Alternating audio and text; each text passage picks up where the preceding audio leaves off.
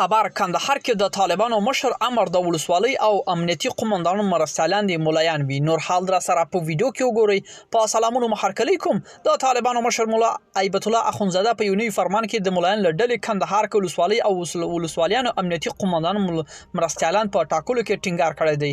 د کندهار ولسوالۍ په صادر شوی مکتوب کې راغلی چې طالبانو مشر په شفاهي حکم امر دغه بل چارواک کړی دی.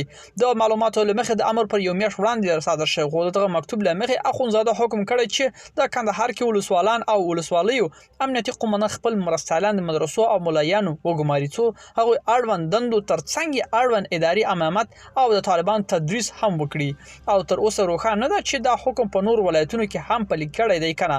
ملګرو دا زموږ چمتو شوی ویډیو کستا سې ویډیو په اړه کوم نظر پیشنهاد لري موږ سره په کومنټونو کې شریک کړئ او د لا خپل ویډیوګان لپاره لموږ سره پاتې شئ تر بیا خې چاره.